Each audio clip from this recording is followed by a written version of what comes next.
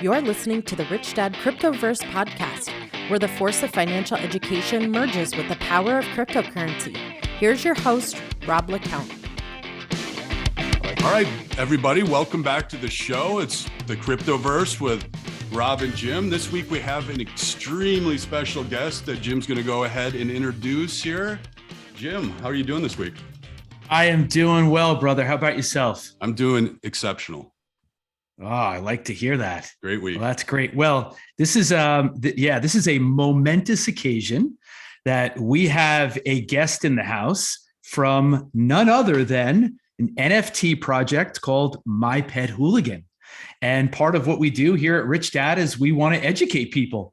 And, whether that be, NFTs, gaming, just, traditional crypto projects. But this is one that I think people are going to be excited about. And with us today, we have Colin Brady, who is the Chief Creative Officer and Chief Technology Officer at AMGI Studios, which is an animation and gaming studio. He is a Pixar alumni. He is a prolific animation visionary, known for his work. And you may have heard of a couple of these movies: Toy Story, Toy Story 2, A Bug's Life, The Incredible Hulk, Amazing Spider-Man, Hunger Games, Game of Thrones, Hugo. The list goes on and on. He's directed animation for Steven Spielberg, George Lucas, Ang Lee, and Martin Scorsese. Colin, not a shabby resume. So we are excited to have you here to talk about My Pet Hooligan, which is your flagship web, 3.0 project. And I know you have a stacked team. You have veteran animators and gaming experts. So I'm excited about what you're endeavoring to do in delivering a unique NFT experience and a play to earn game, which will be coming out later on this year, being developed in Unreal Engine 5. We know that the project launched in December. So welcome to the show. And if you wouldn't mind, I'd love first, maybe if you could just maybe touch on your background and then get into how did this all come about? Give us the genesis of the Hooligan Project. Sure. Well, thank you very much. That's a very thorough introduction. And I'm thorough, man. I'm meticulous. I don't know any other way. Yeah, you guys do your homework. The studio started out kind of as a meeting between Roger Paglia and myself. Roger's a CEO. And we met, we just kind of hit it off. But throughout my entire career, even going back to the first film at Pixar, Toy Story, and even before that, I was always interested in mixing technology and art. Whatever was the cutting edge visual effects was what I was interested in. As a kid, I was starting making Super 8 movies with clay and Star Wars spaceships, and I'd be showing them to my classroom in third and fourth grade. And I was kind of hooked on this whole visual effects thing. So I came out to California from Chicago, and I studied some engineering at USC. And there I learned about a school called California Institute of the Arts, which is a school that Walt Disney started. So I dropped all my engineering courses. Walter. And I jumped right in. And I did get some good advice along the way. I had some good mentors. One of them was the inventor of the THX sound system. His name was Tom Holman. His advice to me was to pursue knowledge, not a degree. So that gave me the freedom to believe that I didn't really have to have an engineering degree under my belt to be prepared for the world of visual effects. But going to CalArts kind of saved my life. It was a very exciting class. The creator of SpongeBob and directors of Shrek 2 and all the founders of Pixar were all from that school. So we were part of the first wave to work at Pixar. Back in those days, there were maybe 70 employees.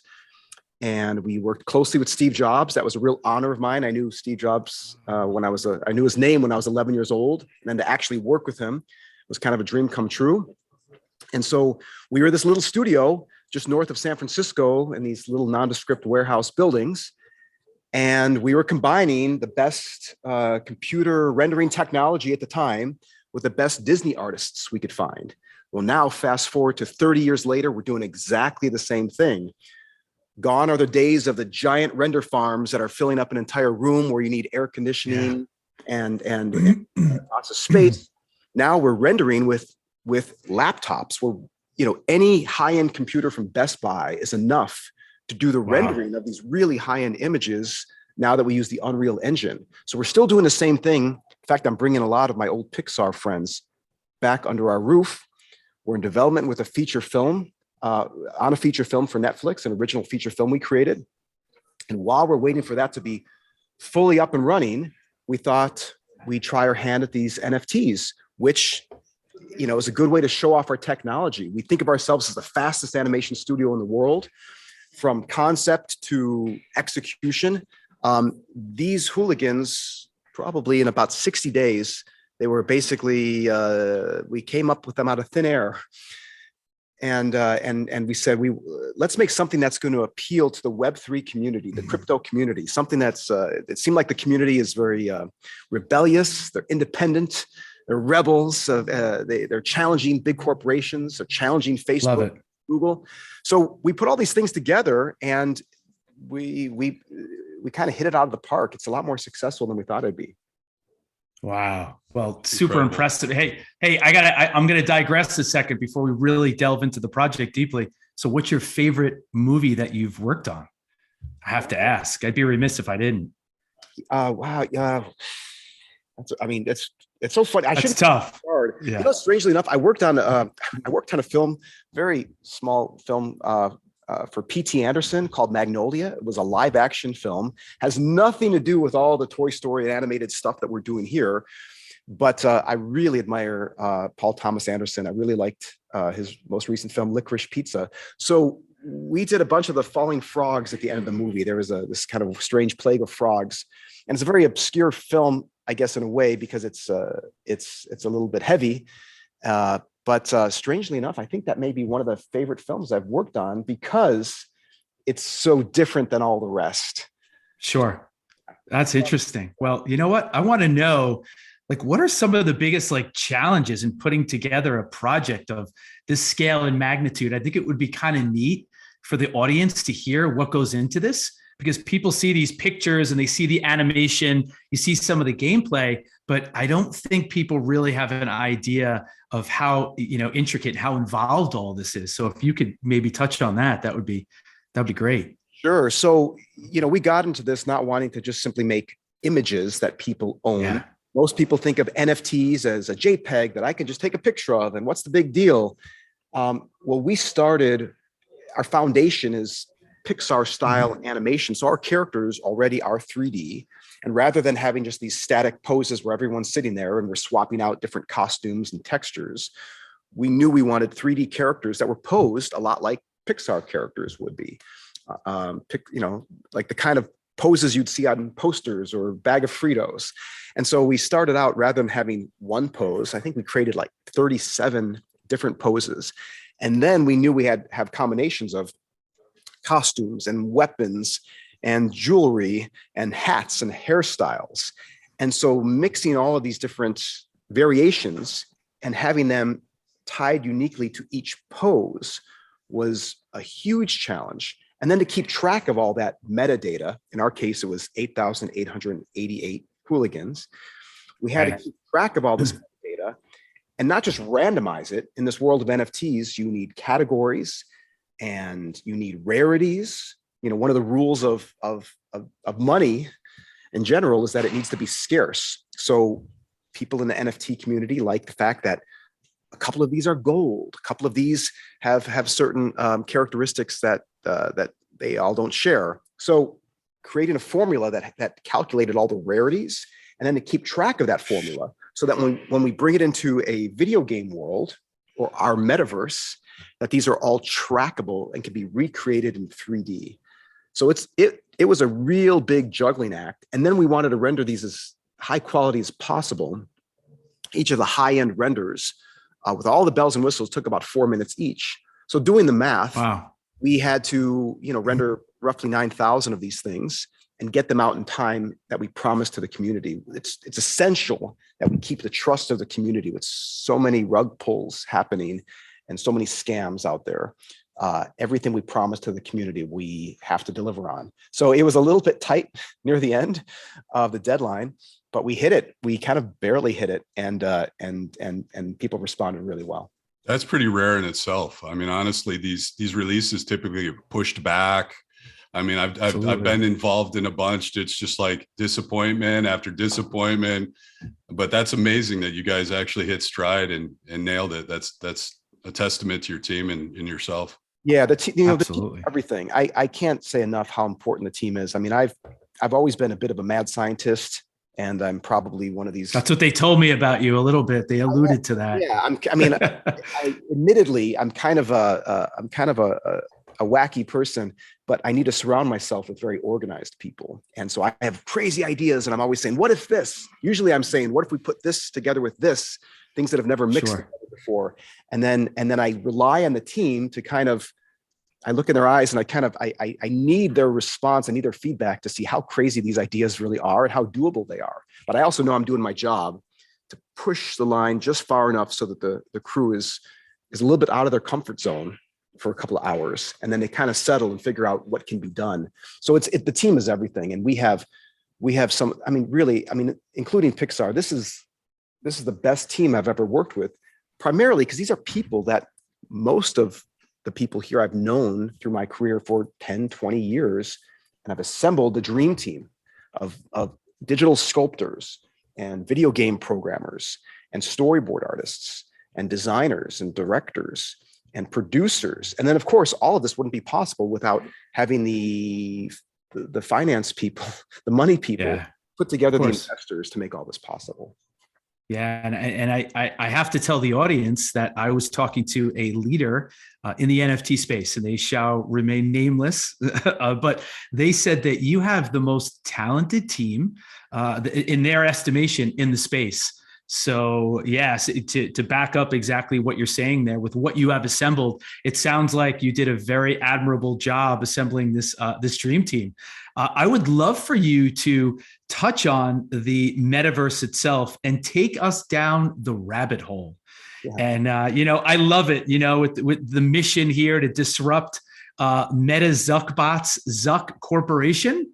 And if anybody doesn't get that, what you're alluding to there, if you could talk about this in a centralized world, I love it.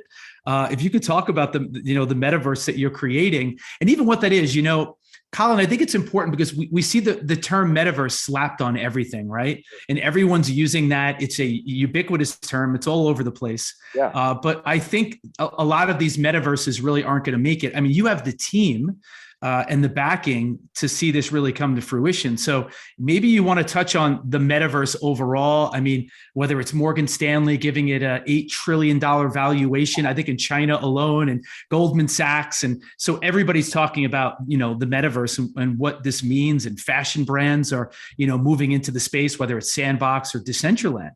Right. But talk about the metaverse at large, and then I'd love to hear you talk about your specific rabbit hole metaverse. Sure. Yeah. So I'm not a fan of a lot of the hype around call the metaverse. I'm not a fan of people wearing helmets or putting themselves in expensive, suits with gloves and treadmills and things like that. And I don't like the idea of any metaverse that's taking us out of reality and putting us into an alternate reality. I think the metaverse is only relevant if it improves reality. I also think that in many ways we're already in the metaverse. I think anyone in a play to earn environment, anyone who's using kind of an encrypted environment and participating in an economy in an encrypted environment, I think they're already in the metaverse. So our metaverse, I think, is a way to take an encrypted character, an NFT, in a play to earn game where you're interacting with other people and you're participating in an economy, a real economy. I think that I think the metaverse and Web3 in particular is all about freedom. Right now, people that are naysayers of this Web3 thing and they're not interested in this metaverse. Sure. I like to say, well, already you have to understand every click you make, Google is tracking or Facebook is tracking. People like to joke, they were looking for shoes last week and now they have nonstop ads berating them about shoes, or they'll, I had a friend that was looking up to buy some, a present for someone's baby shower, and then he's not even married, and he just gets all these ads about baby clothes right now. And so I think there's I think we're already being used. We're already being used as a commodity by all these big corporations, and Web3 flips that script where your presence in this world is instead of you being used, you're being rewarded for where you go, who you interact with, and what you produce, hopefully out of your own creativity. And these NFTs aren't just a roll of the dice, a gamble at Vegas. Hey, I'm buying an NFT. I hope it's gonna make a lot of money. You are actually participating in this world as your NFT. You're earning money based on what you do as your NFT. You have a direct input into the success, the monetary success of your NFT. So that's what I think of the metaverse. I don't think Facebook is anywhere close to what I think is a usable metaverse that I agree. America is going to participate in. That's really what it is until this trickles down, where if you're driving through, anywhere in the Midwest, I mean, this has to trickle down to people that are not like Web3 experts. I even think the word NFT is kind of a word that probably should go away in the future. It will still exist, but I think it needs to be branded because it's such an icky kind of term. I think people will enter into a website and they'll say, "Hey, this character's available. Do you want to be this character, or do you want to own this character? Claim this as your own." Just like people claim their own Gmail account name, I think you're going to claim your own identity and just start wandering around as this identity. You'll go to another website and they'll say, "Hey, do you want to continue as that identity?" Say, "Sure." And then after a month, you're like, "Wait a second." All of a sudden, someone just sent me, I have a free cup of coffee at Starbucks. You're like, "How did that happen?" "Oh, you happen to be in this part of the web where there was a Starbucks billboard behind you." And you're like, "Oh, that was kind of cool." Or, "Oh, that's kind of creepy. I don't like that at all. I'm not going there again."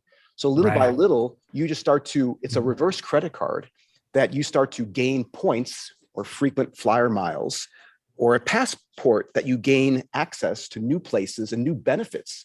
So then you're going to be interchanging with currencies, tokens. Yeah. And then instead of just saying, "Oh, I have these imaginary, tokens," you're gonna get real world benefits by meeting other people that say, "Hey, for 100 of those tokens, you get free concert tickets to the next big concert that's coming to town," or you get, certain access to certain new movies that are out.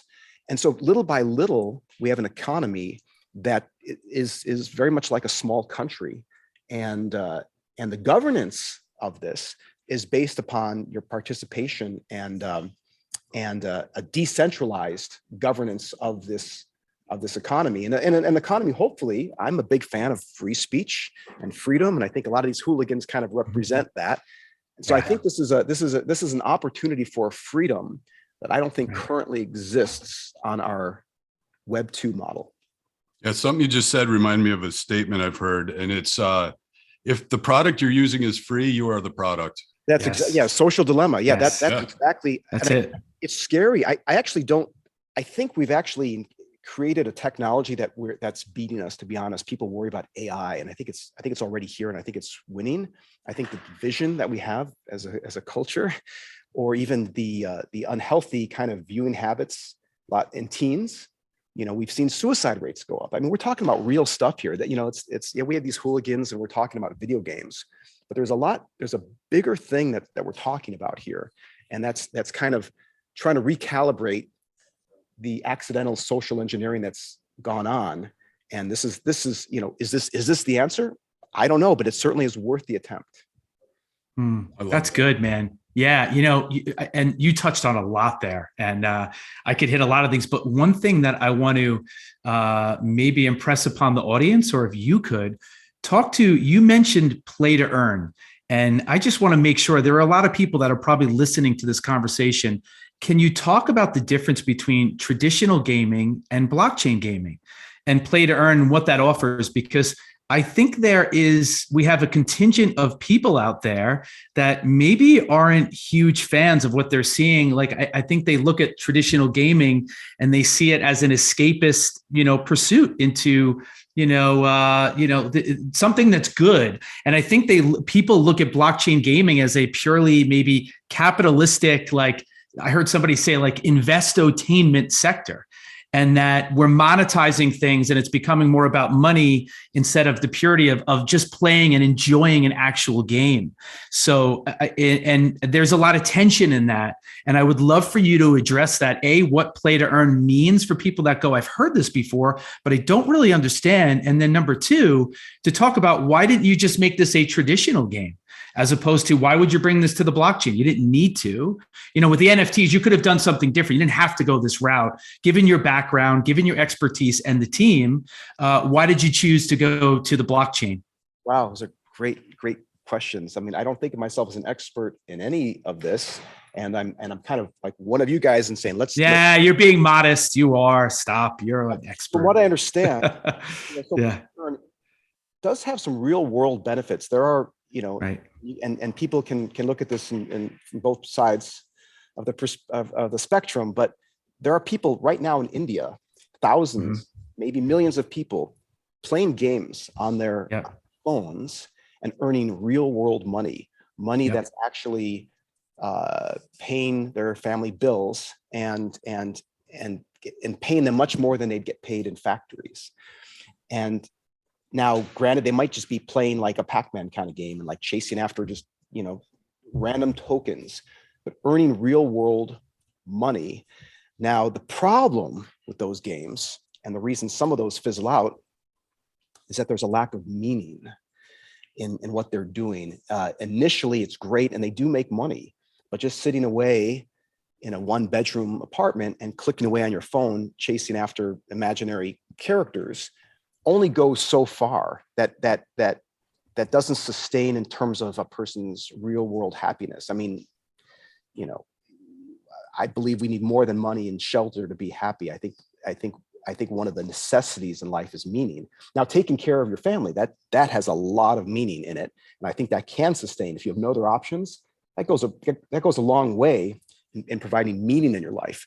But I think more than just earning money, I think knowing that you're part of a community and that you have a presence and a point of view, and that your presence in that community makes a difference, and that your lack of presence in that community is missed. And so we have a play to earn economy that we're creating that I see as I see these hooligans as window dressing for a free economy where it goes beyond boundaries of government and cultures. And I think right now it's very relevant in what we're talking about. Now, going back to just the playing for the joy of it, absolutely. Right now, you could play to earn as one of these hooligans. We have roughly 9,000 hooligans, 5,200 owners, but we know we want this game to be open to much more than just those owners. So we want this game to be open to millions of people, just like Roblox. Anyone can enter Roblox and just hang out. I have kids. I actually have 7 kids, and wow. Some of my younger ones would just like to go and hang out and just they're not playing to shoot things. They're not playing to beat anybody. They just enjoy each other's company in this Roblox universe. Look at my pet. Look at the car I'm driving. Hey, look how I decorated my room. That's all they're really interested in. So I think most people, it's evolving into a social media kind of environment where if you want to go shoot things and have a paintball fight, awesome. You want to have a soccer game or any kind of a capture the flag kind of game, we'll have all of that. I actually think it's going to be more of a social media kind of world. And instead of play to earn, someone mentioned to me the other day that the phrase live to earn. And it's a strange thing to say, but just, I think, hanging out in a certain environment with a certain number of people and liking things and being part of a community, all of a sudden will have its own rewards just through time. So that's going to be the game that's going to be available to most people. Now, along the way, we want people to produce things. All of a sudden, look at this artwork I made. Look at these classes I made. Hey, do you want to learn to play guitar? I think I have the best way to teach you how to play guitar. I'm going to give a little class with one of these hooligans. People also, I think, are more free to express themselves as an avatar, often as their own. Yeah. You don't want to 100%. always be worried about what you look like or how you come across as these characters. I think there's a freedom, a less of a chance to feel like you're going to be canceled, maybe for saying the wrong thing. But I think more importantly, you're being judged less by what you look like and more by what you do and your thoughts. It's very much, I think, like a Comic-Con world, where if any of you have ever gone to Comic-Con, it's a wonderful experience to see people really kind of have a moment to kind of be a different persona. But people say, "Why are you becoming someone else as you're one of these characters?" Well, I would argue that often a person is free to become more themselves as one of these characters. I've seen the most introverted people I know all of a sudden puppeteer one of these. In fact, I haven't even shown you anything yet, which I'm going to show you soon, of how you can puppeteer these hooligans with your face.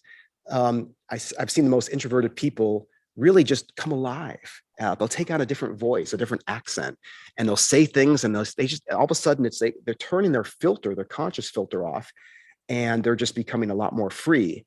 So all of that's to say is play to earn a good idea or not. I do think it's healthy that people are trading their time and for what their ideas are. I think finding a platform for people to represent their individuality. I'm a big fan that every single person in the world is a unique being that's never been here before, never will be here again. And I think every single person has something amazing to share, and they need to be encouraged to share what makes them unique. It's interesting. I'm listening. Oh, go ahead, Rob. I was just going to say, like, what I kept hearing was, and truth be told, I play video games every day. I'm a 48-year-old man, but I do it because I've always believed it sharpens my mental acuity. It helps with hand-eye coordination. Yeah. And to be honest with you, I really enjoy it. Right. And having fun is a really important aspect in life. But what I'm hearing you say is these allow people to be their authentic self without the guise of who you really are in humanity, right? Because people are judgmental, people are rude. This enables people to be who they want to be. I've been to a couple Comic-Cons, and it's a ton of fun. Like, these people, I guarantee you, none of them are the same the next day as they were during that event. So no, absolutely. I really can appreciate this. I think there's a lot of positive aspects to it. I'll admit I'm not much of a gamer myself. I love the technology. I eat it up in terms of what we can create in terms of original characters. Our studio is primarily an IP factory. We're creating original series and original feature films, and we can crank out. We have probably a dozen ideas like this. This just happens to be our first one that's an NFT. But I do think, from what I see, the people that play video games, it's not entirely unhealthy. It's not as I think it's part of our culture today. It's, there's always going to be people that are going to resist new technologies. Going back to the printing press, right? But then you wouldn't have Shakespeare and absolutely. Or if people do inhabit Mars, which I'm a big fan of, and I think they will in our lifetime. I suspect that a lot of what's going to keep them sane in these little Martian igloos is going to be having the ability to plug into some kind of metaverse to communicate, with an 8-minute delay, but to communicate in a world that they're sharing with people back on Earth or sharing with each other. I think you're going to need something like this to kind of keep your sanity if you're living on another planet. Yeah. You know what's funny? I'm listening to you, Colin, and you're the kind of guy that I'd love to have a beer or a cup of coffee with, because I feel like I'm having like an existential conversation with you. Like, I'm like hearing you talk. I'm thinking of like Dan Gilbert, like Stumbling Onto Happiness, or Quiet, like a New York Times bestseller about introverts. Like, so you're hitting on so many, a myriad of topics that I think are really powerful as it pertains to the metaverse and, everything that really goes along with it. So I can really appreciate that, because it's hard at times. I want to digress and go off on something else. Can I ask you, and I'm going to break from my script and my questions, I would love to know, where do you even see this NFT space in, say, 2 years or even 5 years, because you mentioned it earlier. I love the fact that you're talking about community, and you need that. It's essential. Without a real community, and you mentioned us even before about Discord and how imperative it is that people that you're on there and you have a tight knit community and people feel like they're part of something. And I think that's for all of us, right? Even outside of this whole space, to feel like you're really part of something. But if you could kind of maybe talk about where you see this whole field going, because there are a lot of rug pulls and there are a lot of cash grabs. And as somebody that cares deeply about where this space is going, that's why we're having you on the show to help educate. And we know you guys are the real deal. We can't, none of this is, financial advice in any way, shape, or form. But I would love to hear your thoughts on where you see the space headed. Yeah, I think most of it is gonna burn out. I think about 90% of it doesn't have the substance to last the time. I think it's very similar to, if you can remember, in maybe the early 2000s, people knew that video on the internet was going to be a thing, and most people jumped into it too early, and people invested too early, and so many different platforms burned out, and the internet didn't have the bandwidth really to support that. And it's almost when people kind of started to forget about it. And then we had the 2008 housing crisis. Somewhere around there, I think it was when Netflix kind of was born and kind of surprised people, kind of first through, mailing these. What a story. Yeah. Right? And then all of a story. sudden, like, it just took over. I think the same thing's going to happen. Even now there's a backlash against NFTs. And I kind of agree with it in a way, because I do think most of it is a scam. Garbage. Yeah, it's garbage. There's a lot of garbage out there. Garbage out there. So I think that it's about the time that people are going to say, been there, done that. They're going to forget about it, or the hype has died down. I think only the ones with utility, with a use. So true. They're going to stick around. And I really think, it's hard, I would try to be humble on this, but I think we have better utility than anyone out there, because we have, and you can animate yourself as your own NFT. You could play to earn as your own NFT. These things are posable. And so the community that we get on Discord, I don't know if you guys have had a lot of yes. The community is different. Every social media tool has its own flavor, Twitter and Facebook, and some are really angry. And I mean, we all know, right? People would talk to each other on Twitter. They wouldn't say these things to each other in real life. And but absolutely, the channel that we're part of is incredibly supportive. I mean, we have My Pet Hooligan. Things, these characters are shooting guns and destroying things, and they're kind of rough. But you'll see people online trading favorite recipes for Thanksgiving and like crazy stuff, like, oh, how are you doing? Oh, I hear you're sick. Hope you get better. Hang in there, man. Right. And all this like really supportive stuff. And so I've told the community, I'm trying to take a snapshot of whatever chemistry they have on Discord and recreate that with visuals, with 3D characters that represent them. So you have a community that's very supportive. And then when big world events come up, or big ideas, or even things like people have talked about, hey, you guys should make a TV show out of these hooligans. And we say, great, let's do it together. Like, what? Or we show them some of these videos. You do it. You're the experts. They're looking for you to do it. And so, but we do really value their feedback. I mean, I always say, like, we have our team of, people that have been doing this for a while, but unless it makes the average person laugh, I'm not interested. This shouldn't be just for animation snobs. And so, so I do trust the community's feedback. Like, we'll show video games of, like, we'll show works in progress of our weapons, and someone will say, hey, wouldn't it be great if they had a carrot dagger? And so we're like, great idea. So the next day we design one, and we show it to the community. They're like, yay, hey, that was my idea. And we're like, yeah, we love it. We're going to put it in our character. So it actually exists in our game because the community came up with it. So I think that sense that we're all, that we all need to be needed, I think is a big part of what we're offering. So, early on, I remember one of the Steve Jobs interviews I remember most. He was talking when he retook over Apple, and it was really exciting. So I was able to have conversations with him and say, this is really exciting that you're doing this. Pretty crazy. That's pretty cool.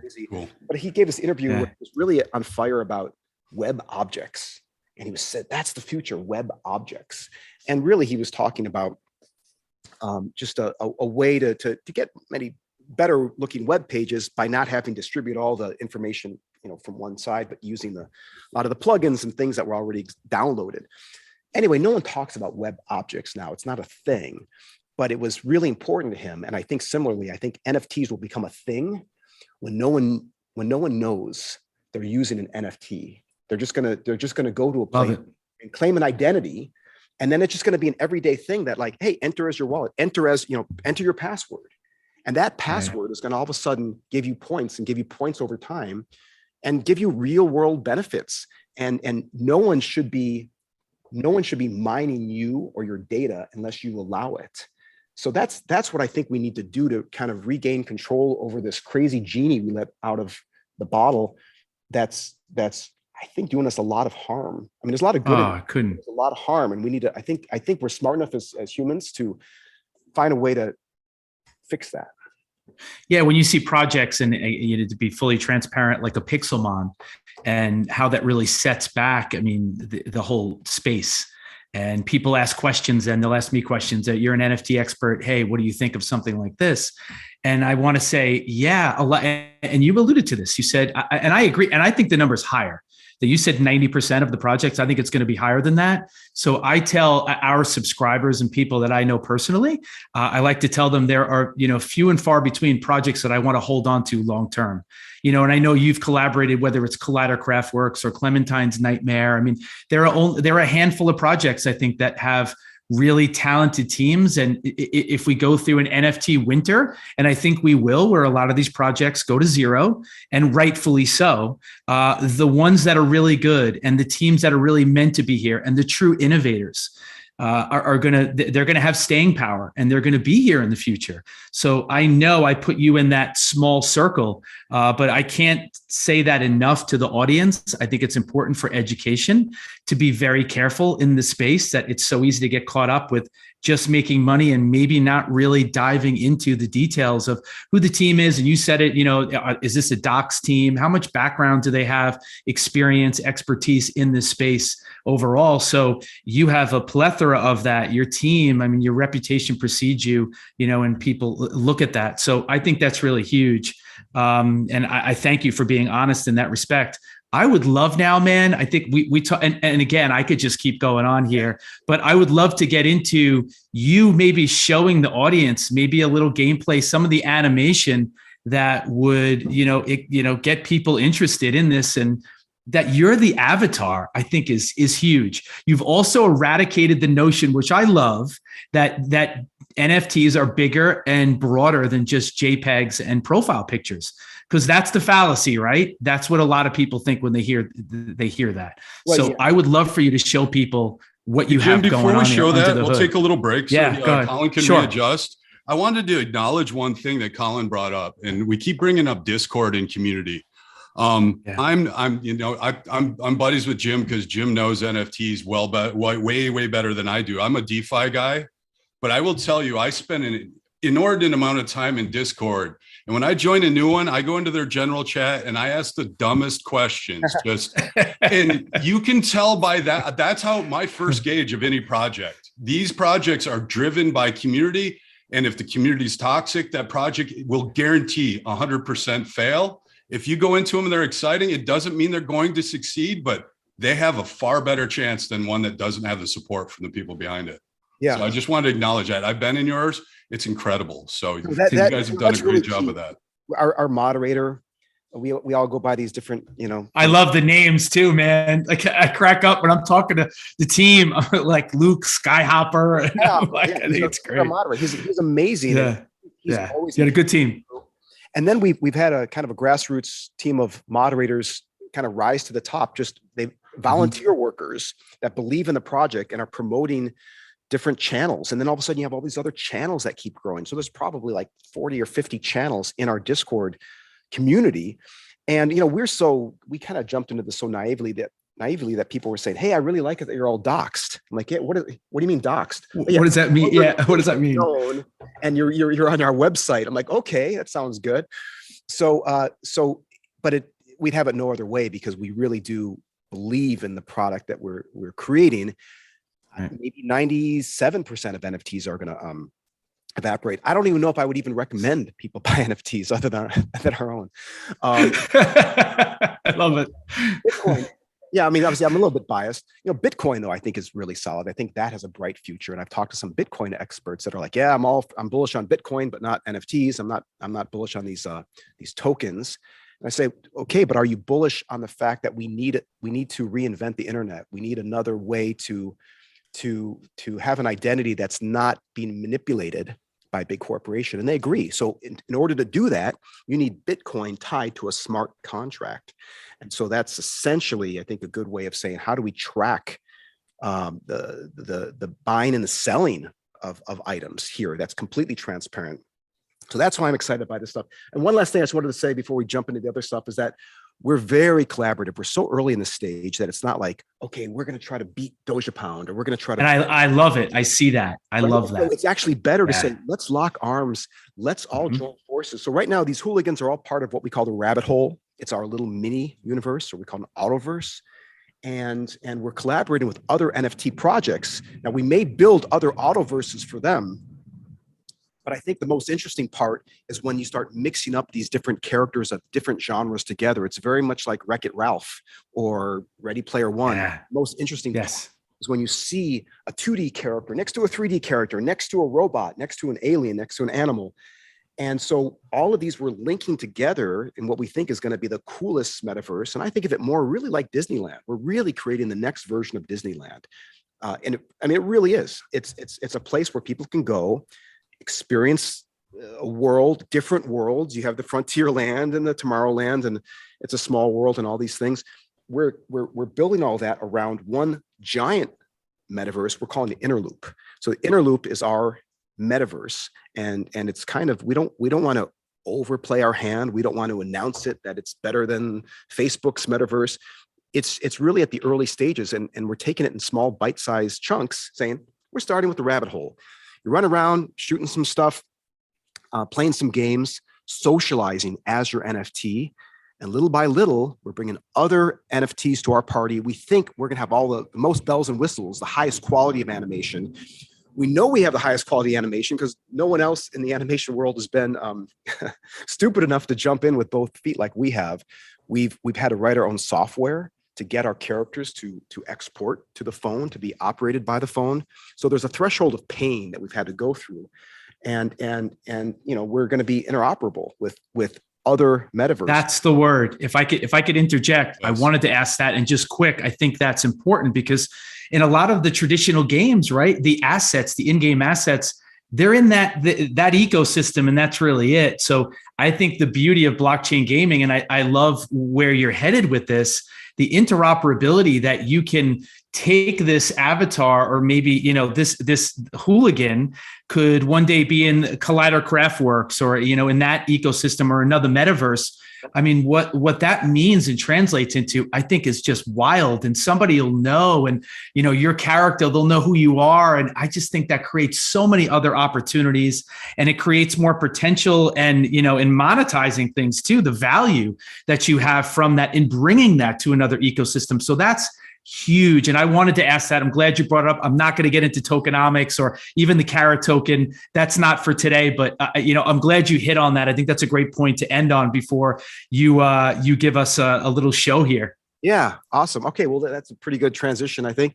So what we're going to show you is what we call Hologram. Hologram is our way to use any iPhone 10 or higher. Soon it will work on an Android. Right now, any iPhone 10, we're using a program called Live Link. It's a free app made by Unreal.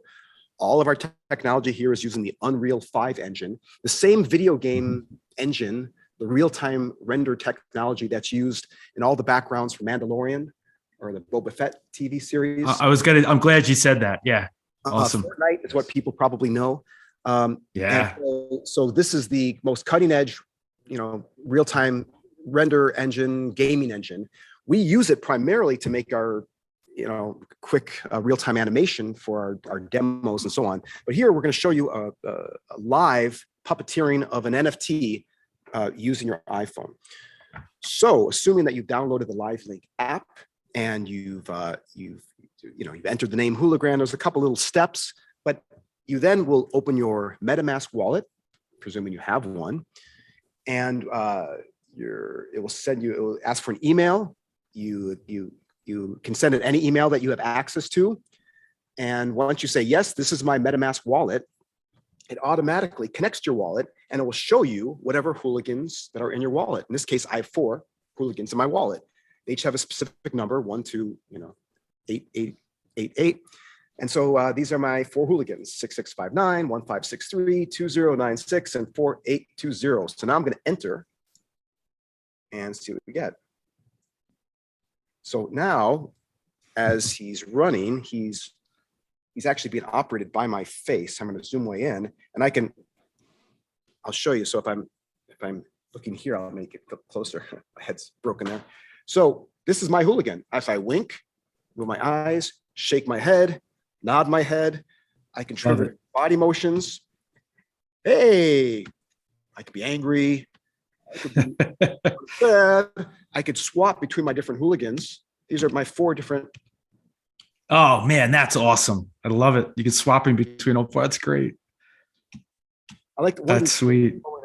Eyes. That one, let's see, go back. Yeah, this one's really cool because, you can actually see the light emitting from his eyes onto his hair.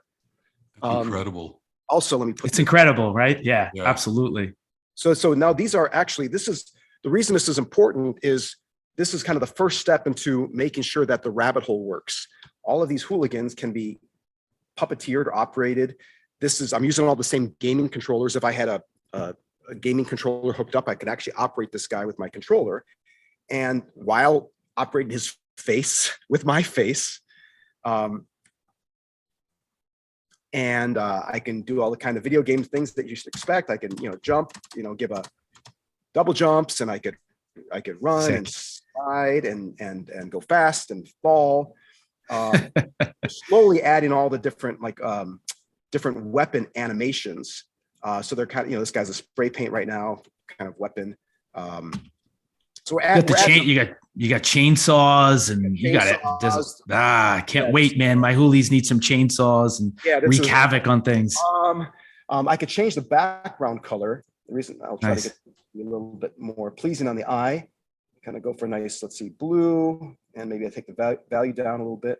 So this is really nice for like Twitch streaming. If any solid colors can be keyed using OBS, which is a free piece of software that if you put this guy over any color you choose, you could easily put in front of YouTube videos or your live stream of your video game. And so these, I should talk this way so the head isn't broken. And so these guys then easily keyed into whatever world you like. I could show the controls here. So in addition to just operating their face with my face, I have I have dancing that I can control, and I can have different special animations and throwing things and jumping. And so what's so great about having these motions triggerable on the keyboard is we can really put hundreds and hundreds of unique motions into these characters. And so they can have broad motions, but I'm, personally, I kind of like the more talking gestures. Yeah. And more natural kind of talking gestures. So what's really key here, what's so important and what we're showing you here is that this is the first step in making sure that your NFT can actually be alive and can actually represent you in a very secure way in our rabbit hole. So this hologram blockchain, as of Friday, in 2 more days, we're going to make this available to the entire My Pet Hooligan community, so that anyone who owns one of these or multiples can go and drive these characters. And already we've given it to about 20 of our moderators and top hoppers. And we've gotten some great feedback, and people are already making their own content. So the reason this is so important is that we want people to be able to do this in the rabbit hole, but then they also get to turn around and have a paintball fight. So I always say this is very much like if you were in a shopping mall late at night, having a paintball fight with your friends, and then you can stop and also go shopping. If you want. So kind of community we're creating here. And the detail, I don't know how well you can see the detail close up. I don't know, my head keeps breaking as I turn. Oh, super slick, man. Your detail, it's really, wow. Yeah, it's really when you absolutely. So this is really just the first step in creating the the metaverse, now that these characters are actually working and we know that it's secure, the next phase is that we can track your progress. And so if you are earning carrots in this game, it's all trackable from game to game. We're also creating a world where if you paint on a wall, that paint stays. So you can graffiti a wall depending on if you have, 30-minute paint or 1 hour paint or 1 week paint. We want to have active live graffiti walls. So some of the games are, you may have to tag the other faction's wall. Sure. Like that. But I liken this to the experience of maybe watching American Ninja Warrior with your family, where you're gonna fall in love with the personalities that are playing the game, their likes and their dislikes, their hopes and their dreams, and then you're gonna actually watch them play in real time other factions. So I suspect most of the people, like in real life, most of the people will prefer to watch the game and comment on the game and have whole communities betting or analyzing, rooting for different games. Now you're talking about factions. So just so people know, the audience, like how many that you have, I think it would be, maybe you want to tell them how many factions that you guys are going to. Factions of hooligans. And they all, when people first bought the hooligans, they kind of, it was randomized somewhat. I mean, entirely. So whatever faction you got is the faction you get.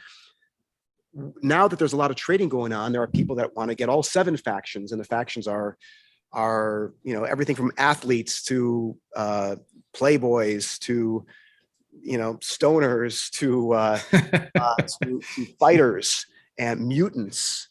And so love the mutants, right? So we have kind of one of every kind that people can then gravitate towards, whatever personality kind of suits them best. And already on the Discord channel, we've had groups of factions form and have fun, healthy rivalries between the factions. Eventually, where this is going, I don't think I'm letting the cat out of the bag, but ultimately you will need all factions to work together to fight the evil overlord Meta Zuckbot and defeat him in all his evil ways. Nefarious character that he is. Terrible, that guy. Yeah, he's awful, man. I'll tell you what, just you doing that. I have a good friend, a doctor friend, a shout out, Dr. Al. I have a friend who's going to watch this and he's going to go online and buy like 5 more. Like he's just crazy. Like he has an insatiable appetite for all things My Pet Hooligan. So I love what you just showed us. That was great. That's awesome. Cool. Do you have anything else that you wanted to show the audience? Absolutely. So I don't even know where to begin. We have a live hooligan on stage right now in a motion capture suit. We have a game. We can show you a bit of the actual game that's part of this My Pet Hooligan. Well, since you're at the computer, maybe you want to do a clip of the game. Would that be? Do the game first. Do the game. They need to walk to an artist station to actually play the game, so we can do a little travel together. You guys, I think we'll go mobile for a second. Hopefully my audio will still. Sure. I'll be walking away from this mic. And let's transition. Okay. I'm going to pause this for a second. Rock and roll. All right. Welcome back, everybody. It's time to take a tour. Welcome to the other part of the studio here. This is Cade, one of our artists here, who's blocking out the entire world. He's basically our city planner. We have a universe here, or a metaverse. It's kind of like, it's about a mile or a couple of miles, I guess, if it was in the real world. And in this world, we're blocking out houses and of different sizes and different styles. We're going to be dividing up this metaverse into neighborhoods that will house the factions. But it's basically an open universe. I mean, in the sense that we're going to allow for organic games to develop. Someone wants to have a game of soccer, or someone wants to have a game of capture the flag. They can create those. Initially, as you see, right now we're just running around. If there are no other players there, if you're not connected to the internet for a multiplayer game, you'll just be fighting drones. So these are the Meta Zuckbot drones that are always trying to chase you down and watch everything you do. And we just put these in there. We have the next time you'll see this, the drones will be fully animated, but very much like Mitchells versus the Machines or Ratchet and Clank.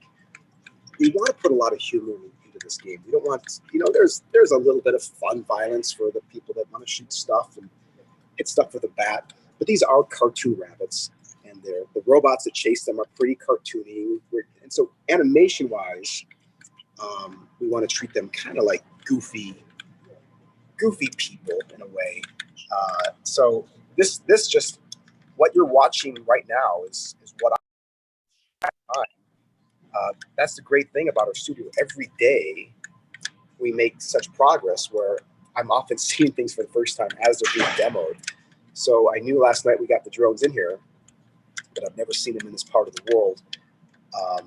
So this is a lot of fun. So we have a world that also we had to actually rebuild this about 3 or 4 times because it wasn't interesting enough. We had to make sure that all of the shapes work perfectly well. Just like a sketch, you want to start with a rough sketch and then fill in the details. So we started the world. In fact, you can still see a lot of the background buildings are either just solid blue or green or red, and those are just the temp buildings. But we were really happy that we got the shapes right. These shapes are important because this is where you're basically, having a paintball fight with your buddies. And so you want to have interesting environments and scenarios, and we had to carefully craft how high each ledge can be, so you can do a jump or a double jump to get to the rooftops. Yeah, sure. Also, these have to be modular, so that once you build one building, you can easily make variations and expand the world. I'll be honest. Right now, I'm actually going, "Oh, this is cool." Like I'm seeing details of this building I haven't seen before. We're all getting a preview. Yeah, man. I'm sure people are loving it. That's great. Yeah. So far, in fact, the rest of our hooligan community hasn't even seen this stuff yet. So you guys are whoa. They are right now. We are honored to be the first. Love it. Yeah. Well, that's what's kind of cool about doing an interview like this, right? I mean, with an audience that we have, and it's kind of nice to share it on this kind of stage. Yeah. Well, and even the studio, it's all about, especially coming out of Zoom. Sure. Zoom world. Like the real strength is walking by someone's desk and going, "Oh wow, that's cool. What are you working on?" Or yeah, I bet. Way. And so here, let's see. Yeah, what else can we do, Kate? Yeah, so there's a car. We're kind of leaning into this funky 70s aesthetic. So it's kind of cars your uncle may have. Like an old Cutlass or Monte Carlo. Yes. Jersey. I love it. It's kind of like good that stuff. Weird 70s look. And so we're leaning into kind of fun, cartoony shapes. We don't want to just cheap out and buy stuff off the marketplace that's just generic. Every one of these vehicles, we want to have its own style. So, ironically, this is probably becoming closer to being a TV show or a feature film than most of the other films we pitch, just because all of the R&D a lot of it's the same. You're building a world, an aesthetic, you're building rules. So we have a car right now that's drivable. There's currently no hooligan in it. A lot of the details are like, okay, how does the hooligan get in and out? How does he stick to the car once he's inside? Those are yet to be worked out. But the physics of the car works pretty well. So we have teams now thinking, okay, how do we do damage? When you bump into things, we want to break a fender and bend a fender and so on. So this game, I think the car may or may not be drivable on our first alpha release, which is only a couple of weeks away, March 31st. I was going to ask, is that what you're thinking? The end of the month? Okay. At the end of the month is what we promised. Right. Some way, shape, or form, technically right now. But again, I knew you promised that, but so many times projects just, constantly push stuff back. And hey, listen, if you have to, you have to, because I know you're about excellence and, wanting to do it right. So, if it's a little bit longer after that, people, they can live. Well, and it's going to update every single, every few weeks, we're going to update. Sure. Yes. Build. And so we also want to use the feedback of the community. We treat them, we tell them, and it's the truth. They are co-developers. And so, they're the ones that said when they saw Hooligan with a skateboard, they were the ones who told us, well, is he going to skateboard? We're like, sure, good idea. So we're not showing that now, but we put a lot of effort into the animation of him skateboarding. And that's because the community asked for it. So the basic thing we promised for the alpha release to our community is you're going to play in this game as your own NFT. Multiplayer will be available, but right now it only exists if you're on the same Wi-Fi network.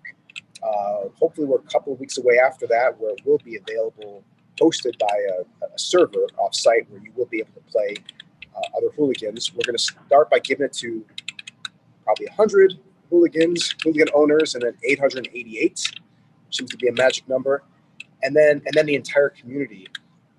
Very likely, and don't hold me to this, but that's cool. Very likely, nice. At that point, I want this to be available to anyone to watch the people play. So if you don't own a hooligan, we've talked about that you could enter this world as kind of a ghost bunny or dust bunny, as we call it.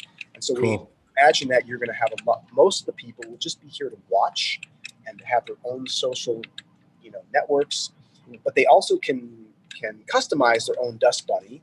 And eventually, we want a path so they can earn their way to play, and eventually play to earn if they choose so. Love it.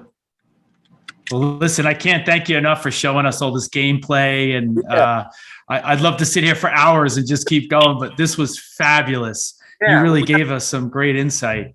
Yeah, thank you. So I guess the last big thing we were going to show you is the stage, which is kind of the heart of what our studio is built around, which is a live motion capture stage. I'll cut through here. And over here we have Thomas. He helps build the world. How you doing, Thomas? Pretty good. Usually we like to throw him curveballs. We say, we give him like a half an hour, and we say, hey, Thomas, we need a big grassy field because I'm on it. Or we need some science fiction environments, or we need a forest. And that's cool, man. Wow, that's really neat. How beautiful. All the waving grass. And that's sick. And then love it. A live actor on stage. This is Eric, who plays Hooli. Hooli is our mascot for My Pet Hooligan. He's kind of like our Mickey Mouse, a little edgy. Sure. And so Eric is on here. It seems like he's here every day. It feels like he never leaves. But we do the shout outs. Every couple of days we release a video to the community, usually something topical. But this also kind of gives us an opportunity to kind of hone our craft. Every time we shoot this, the quality gets better. Hooli's face gets a little bit more expressive. We had difficulty doing the sad expression last month, but now it's working pretty well. And we could change his costume and so on like that. But he's got real-time dynamic ears. And I don't know. Can you show Hooli, the face as well? Love it. Yeah. That's awesome. Oh, that's so incredible. Hooli, why don't you It's say incredible, the technology. I don't know. Wow. Who you are. How great it is to be here. Well, I'm not mic'd up right now, and that's probably a good thing. That's right. Yeah, we got to keep this guy on a short leash. Very short. Love it. Very cool. That's great, man. Wow. It's fantastic. Yeah, so that's kind of a little snapshot of what we do here every day. This is a Vicon motion capture system. It's kind of the same quality as you see on Avatar. Super high quality resolution. These are infrared cameras. They work off of simple triangulation. These are markers made of the same material that stop signs are made out of. That's what they are. I thought you just liked me in dots. And so the computer recreates a skeleton in 3D that's accurate to the millimeter. Hooli. And there's Hooli. There he is. Up to no good. Always up to no good. I love it. Where? Well, hey, listen, we can't thank you enough. I wish, again, this was an amazing experience that you took us behind the scenes, and that the audience is going to get a sneak peek at a lot of this. And I think they'll appreciate it more. And people, hey, listen, I'm an owner. I own some Hoolies as well. So it's kind of cool now to see this, and it's tethered to the experience when I get to play the game. And I think other people will enjoy it as well. This was, right, Rob, this was like top notch. Yeah, this is incredible. I just really, really appreciate you opening up your doors, letting us go see behind the scenes. Like, this is stuff people just don't get to see. And just like being doxxed, this is credibility, right? This shows that you guys put in the work, and that this is just not a bunch of guys in like Chechnya throwing together a fake coin. Absolutely. That's perfect. Hey, listen, we're going to be following the progress of the project, and we can't thank you enough today, as echoing Rob's sentiments that you took the time out of your busy schedule, and you have 7 kids. Yeah, so no, I know you have your life is full. So I would love to talk further down the road as we continue to see and as the game comes out. But this was a really exciting experience. And we wish you well in all future endeavors with everything related to My Pet Hooligan, but not just that, but anything else that, you put your hand to. And you're a leader in this space. I appreciated your honesty and your transparency and just, your expertise overall. So we will catch you hopefully in the rabbit hole. I will see you. I'd love to play against you one day and get in there and have our hooligans messing around. In some respect. So yeah, it was an honor and a pleasure to have you on our show. Nice so to meet we you wish you guys. well. Yeah, same pleasure. All right. Be well, my friend. Thank you. All right. We'll talk soon.